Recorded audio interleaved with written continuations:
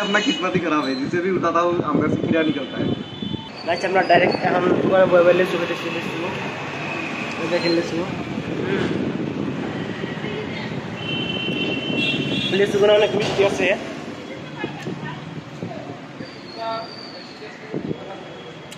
আর ভিতরে কিছু পোকাও আছে।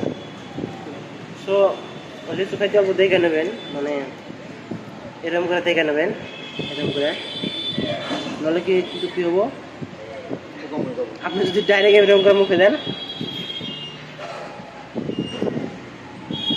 তাহলে কিন্তু পোকা মুখে যাওয়ার সম্ভাবনা আছে। মানে সম্ভাবনা এই জন্যই পেলাম, সব লিচুতে যাওয়ার পোকা নাই, তার জন্য পেলাম।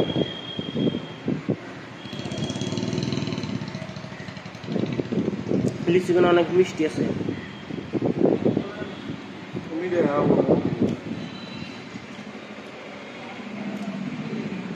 এখন ময়নাল ভাই কিছু করবো